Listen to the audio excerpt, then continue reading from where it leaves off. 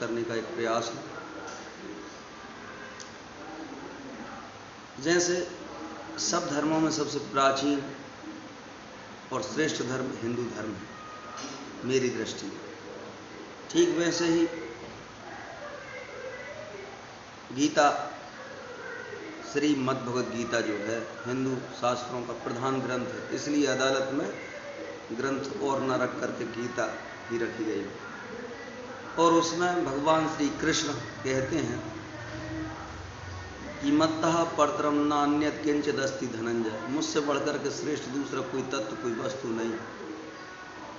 सारांश बात है भगवान कृष्ण ही सर्वश्रेष्ठ है। और वे कहते हैं कि यह योग मैंने सूर्य से कहा था, सूर्य ने अपने पुत्र वैवस्वत मनु से, मनु ने अपने पुत्र राजा इक्ष्वाक से कहा था। ऐसे एक योग नाम की विद्या है जिसे भगवान ने गीता शास्त्र में बतलाया है।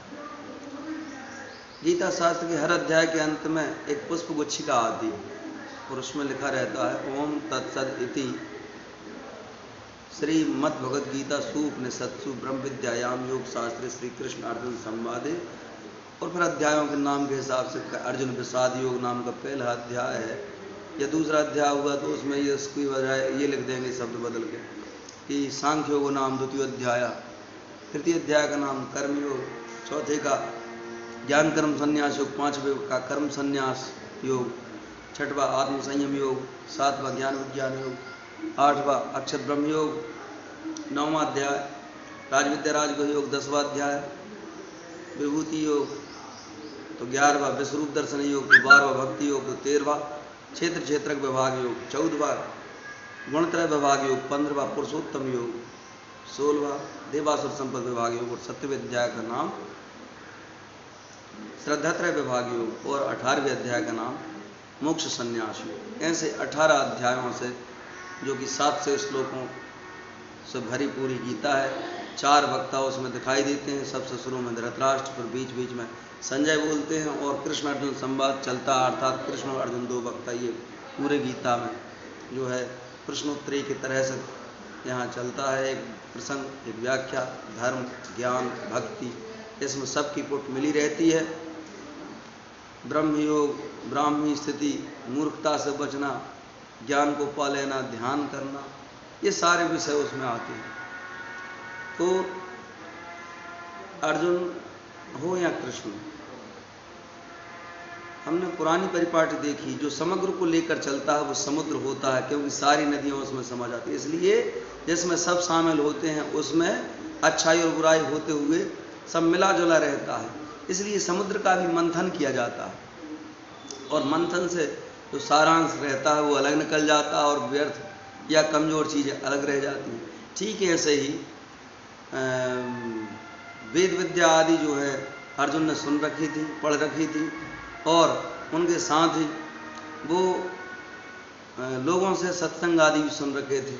तो जो ज्ञान हमने सुन रखा हो या पढ़ रखा हो और हम सुन के दूसरे को सुना दें, पढ़ा हुआ दूसरे को बता दें, वो काम में ना लें तो ये ज्ञान मात्र रह जाता है, विवेक नहीं कहलाता। जब हम उसे काम में लेते हैं तो वो व्यवहार में आता है, तब उसका नाम गीता शास्त्र का नाम योग शास्त्र है। पुष्प गुच्छिका में लिखा है ओम, ओम माने परमात्मा का नाम है जो कि निर्गुण ब्रह्म के रूप में है और अक्षर अविनाशी है। तो दूसरी तरफ तत् नाम भी परमात्मा का है, अर्थात परमात्मा का ही ये सब है। तो फल न चाहे कर वह परमात्मा ऊपर बैठा देख रहा, तो वह संस्कृत शब्द हिंदी है वह और संस्कृत में है तत्। ठीक है, ऐसे ही सद नाम भी परमात्मा का, इसलिए सत्संग में जो अच्छा संग है वो सत्संग है, जो अच्छे जन हैं वो सज्जन हैं। ऐसे नाम से सत परमात्मा का नाम आता है। श्रेष्ठ श्रेष्ठ चीज़ों में सत शब्द का प्रयोग किया जाता है, वो परमात्मा का ही याद की जाती है। ओम तत्सद इति, यही खास बात, ये 3 नाम परमात्मा। श्रीमद् भगवद गीता, तो भगवान का भागवत धर्म जो है, भगवान में विचार और सिद्धांत है, उसे श्रीमद् भगवद गीता कहा है। वह गीत जो भगवान का गीत है और भगवान में है, इसलिए श्रीमद् भगवद गीता। सुपनिषत्सु, उपनिषद माने भगवान के निकट प्रेम को पहचानने के, उनकी निकटतम अवस्था प्राप्त करने के साधन। तो ब्रह्म विद्या माने वेदांत, वेद, ब्रह्म विद्या माने वेद और वेद का निचोड़ वेदांत है। इस तरह से वेदांत उपनिषद है तो उपनिषद माने उपनिषदों में से श्रेष्ठ है। ब्रह्म विद्यायाम, अब ब्रह्म विद्यायाम माने सारे वेदों में से जो सारांश निकाला गया, निचोड़ निकाला गया, वही मंथन किया गया योग शास्त्र। और वो मंथन से क्या निकला कि जो व्यवहार पे बन जाए, जिसे हम कर सकें, वो धर्म, तो ये बन जाता है गीता। इसलिए भगवान ने इसका नाम योग शास्त्र रखा। तो शरीर आदि और सबके होते हुए, परिस्थितियां खड़ी होते हुए, शत्रुओं के होते हुए, सारी विपरीत कंडीशनों के बाद भी, विपरीत परिस्थितियों के बाद भी जिससे हम निभा सकते हैं, उसका नाम है योग। माने तुम्हारे इर्द गिर्द हजारों लोगों की मान्यता है जो तुमसे मैच नहीं करती। हजारों लोग ऐसे ईश्वर, अब नास्तिकवाद ये भी सनातन का हिस्सा। कैसे बोले? हजारों लोग नास्तिक हैं, ये व्याख्या भगवान ने पहले ही कर दी। हजारों लोगों में से कोई एक आस्तिक माने भगवान की तरफ चलने की समझ रखता है, और उसमें से अधकचड़ा ज्ञान रहता है। उनको आधा ज्ञान तो रहता है कि चलना परमात्मा तरफ, ये तो ज्ञान रहता है, लेकिन चले कैसे? चलते हैं अपने अपने ढंग से। तो उनमें जो अप्रकाश है, कहीं कहीं जो गलतियां हैं, वो तत्व या यथार्थ ज्ञान ना होने के कारण भटकना भी हो जाता। पर वो इतना तो समझते हैं, तत्वज्ञानियों जो कि यथार्थ जानने वाले, उनसे तक बढ़ जाते। वो ये सोच के कि कहीं ये माया भी तो नहीं है, कहीं ये नास्तिक तो नहीं है, इसलिए ये सिद्धांत से हटा रहे हैं। जबकि बहुत सारा ज्ञान जो है व्यवहार में नहीं बनता। इसलिए तत्वज्ञानी यथार्थ ज्ञान योग के विषय में बताते हैं। तभी तो गीता शास्त्र में भगवान कृष्ण कह रहे हैं, यह योग मैंने सूर्य से कहा था।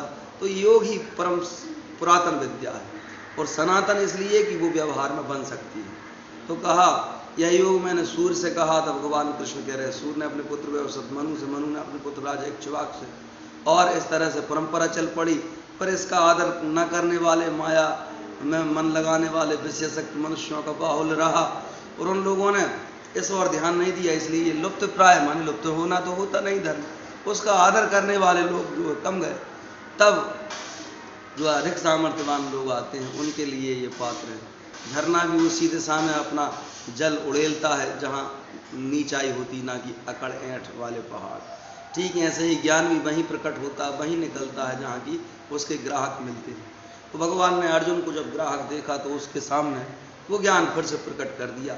जैसे गीता शास्त्र, गीता ग्रंथ, महाभारत युद्ध का मैदान, महाभारत काव्य है, महाकाव्य, और उसका उसे इतिहास की श्रेणी में रखा जाता है, और उसी में गीता सम्मिलित है। भगवान के ये वचन और ये 4 वक्ता, 700 श्लोक, 18 अध्याय, उनके नाम भी मैंने सुनाए हैं।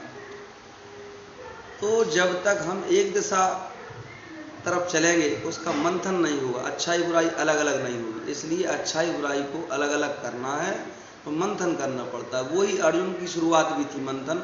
अर्जुन का अपने दृष्टिकोण से था मंथन। उसने कहा कि यदि मैं लड़ पड़ूं और इनको मार डालूं तो इनका जो दुख होगा, उससे फिर मुझे जो भी उपलब्धियां होंगी वे सुख ना दे सकेंगी, क्योंकि उससे महान दुख होगा कि अपने ही अंग कट के गिर गए, ये दुख होगा। जबकि दूसरी तरफ माने घुमाना, वो दो ही तरफ घुमाना, दोनों तरफ घुमाना मतलब मंथन करना। दूसरी तरफ उन्होंने दिमाग को घुमाया कि यदि ऐसा ना करके यही लोग मुझे मार डालें और मैं निहत्था रहूं और ये लोग ज़्यादा आती करके मुझे मार डालें, तो इसमें अर्जुन ने देखा कि ये कल्याण है। क्यों? क्योंकि इस तरफ क्या होगा कि एक ही चीज़ है गड़बड़, बस बोले वो मुझे मारेंगे तो इसमें मैं भयभीत हो रहा हूँ कि इससे मैं धर्म की पक्ष में था और धर्म मेरे साथ लोप तो नहीं हो जाएगा, कहीं चिन्ह भिन्न बदल की भांति दोनों ओर से भ्रष्ट नष्ट तो नहीं हो जाऊंगा और सब लोप ना हो जाए। इसलिए मैं ये दोनों विचार करके अब वो निर्णय लेने में समर्थ नहीं है मेरा। तो कभी मुझे भय लगता है, कभी शोक, वे मारे जाएं तो शोक होता है, मैं मारा जाऊं तो भय लगता है। ऐसी दशा में मैं आपसे निश्चित कल्याणकारक साधन पूछता हूँ। और भगवान ने पहले बोले कि मर्म न जानो तो उससे अच्छा ज्ञान कर लो, वो ज्ञान से श्रेष्ठ ज्ञान कर लो। तो अर्जुन ने पूछा कि भाई मर्म हर कुछ करने से जब ज्ञान श्रेष्ठ है तो मुझे इस युद्ध रूप कर्म में क्यों झोंक रहे हैं? तो एक निश्चित बात कहो जिससे कल्याण हो सके। तब भगवान कहते हैं एक कर्म वह भी जो बिना होश पूर्वक किया जाता है, एक कर्म वह जो होश पूर्वक किया जाता है। तो ज्ञान की फुट मिला के जो कर्म किया जाए उसका महत्व अधिक होता है। इसी बात को भगवान कह रहे थे कि कर्म तो करना ही है पर ज्ञान की फुट मिला ली जाए तो अर्जुन समझ बैठे शायद ज्ञान श्रेष्ठ है तो ज्ञान ही अपना ले। तब भगवान कहते हैं नहीं नहीं, ज्ञान माने गलतियों से सावधान रहें और अच्छाइयों तरफ बढ़ते चलें। जैसे हम कुछ भी काम कर रहे हैं, मान लो कमाई कर रहे हैं, घर पर रखें और घर में सुरक्षा न रखें, वो लुटती जाएगी, तो वो लुटने से रोक कर फिर कमाई करें तो उसका महत्व देखोगा। ठीक वैसे ही हम कर्म तो करें पर ज्ञानपूर्वक करें तो वो अधिक बलशाली होगा। ये बात भगवान सिखला रहे थे। इसलिए अब भगवान का मंथन यहाँ से प्रारंभ होता है और वह गीता ग्रंथ जैसा मंथन व्यवहार में क्या बन पड़ेगा वो सब सिखाते। बोले हजारों मनुष्य ऐसे हैं जो तुम्हारा साथ नहीं देंगे, तुम अकेले पड़ जाओगे। इसलिए साधु पुरुषों का उद्धार की जिम्मेदारी तत्वज्ञानियों की, जबकि साधु पुरुष अधकचड़ा भी हुआ करते हैं। तो साधु पुरुष का एक निश्चय जरूर रहता है कि परमात्मा तरफ चलना, पर वे कभी भगवान से धन मांगने लगते हैं, तो कभी भगवान से कष्ट निवारण मांगते हैं, कभी जब उन्हें जिज्ञासा हो जाया करती है तो भगवान के भक्त होकर के भी जिज्ञासा शांति माने भूल में भी चलती है। तो उनकी पूर्णता के लिए तत्वज्ञानी माने यथार्थ ज्ञानी जिसने मंथन कर रखा है वो चाहिए। तो भगवान एक जगह कहते हैं कि भाई सुनने वाले के गुण कैसे हों, कपट छोड़कर प्रश्न करने वाले हों, जो श्रोता हैं सरलतापूर्वक प्रश्न करें, सेवा आदि करें तत्वज्ञानियों की। तो दूसरी तरफ तत्वज्ञानी कैसे हों, जो सुनाने वाले हैं, उनका लक्षण भी बताया कि वे ऐसे होना चाहिए कि मुझ में परम प्रेम करके इस परम रहस्य युक्त जो गीता शास्त्र उसे मेरे भक्तों में ही माने पात्रों में ही सुनाए, भक्त को पहचाने। अधकचड़ा भी रहते हैं भक्त, तो उनको प्रकाश करके उन्हें प्रकाशित करके पूर्ण ज्ञान समझा सके। तो ये कहने वाले वो सुनने वाले, लेकिन इनमें क्या है सत्संग भी बनता है। जब दो कहने सुनने वाले जुड़ते हैं तो सत्संग नाम रखा जाता है, उसमें एक को कुछ दूसरे से मिलता है। तो उसमें भगवान कह रहे उसकी भी एक प्रथा, एक परिपाटी, एक व्यवस्था, एक कानून है। ऐसा नहीं कि वो भी अनियंत्रित चले। उसमें कहा मेरी भक्ति की चर्चा के द्वारा आपस में मेरे प्रभाव को जनाते हुए और गुण प्रभाव सहित मेरा कथन करते हुए जब निरंतर संतुष्ट होते हैं तो उन्हें मैं वो उपहार देता हूँ जिससे वे मुझे यथार्थ रूप में जान सकें। ये बात हो गई। लेकिन अब जब दोनों अपना अपना दावा करने लगे, यथार्थ जानने वाला तो करेगा ही दावा, लेकिन जो यथार्थ नहीं जान रहा वो भी मायावी लोगों से डर डर के, तत्वज्ञानी को भी जब मायावी समझता है तो ऐसे विवाद करने वाले लोगों की भी फौज हो जाया करती है। तो कहा भगवान ने हजारों में कोई एक मुझे जानना चाहता और उनमें से कोई एक जानता वो और छट जाते हैं। तो वही बात यहाँ आई है कि फिर विवाद का विषय बनता। तो हजारों लोग विवाद करते हैं, उस ज्ञान को थोड़ा सीख लिया, उसको ही पूर्ण समझ लिया, लेकिन पूर्ण ज्ञान जो है पूर्ण ही है, वो सिद्धांत भगवान कहते हैं मैं हूँ। अब वो एक छोटा उदाहरण है, जैसे जिनको आंखें नहीं है वो हाथी को टटोल कर ही पहचानते हैं। किसी ने पूंछ पकड़ ली, किसी ने पैर, किसी ने कान, तो वो जितना जानते हैं उतना व्याख्यान करेंगे कि ऐसा है हाथी। जबकि जो पूर्ण आंखों वाला वो तो संपूर्ण समग्र को जानेगा। ठीक ऐसे ही गीता के समग्र को जानने के विषय में भगवान ने 2 जगह कहा है कि क्या तूने इस गीता शास्त्र को एकाग्रचित्त से सुना। जी सबसे अंतिम बात पूछी। एकाग्रचित्त से सुनने का मतलब ध्यान बटा के तो नहीं सुना, क्योंकि समग्र न टटोल कर कुछ आधा अधूरा पकड़ लिया हो गया। तो भगवान कहते हैं विमृशेतद अशेषेण। विमृश माने विचार करना, अशेषेण माने संपूर्ण तरह से विचार करके, संपूर्ण का विचार करके फिर तुम जो निर्णय लोगे वो ठीक होगा। इसका विचार किए बिना जो तुम्हारे निर्णय होंगे वे केवल जीवमय होंगे, और जो मेरे व्याख्यान सहित विचार होंगे वो भगवानमय हो जाएंगे। इसलिए तब तुम भक्त होगे।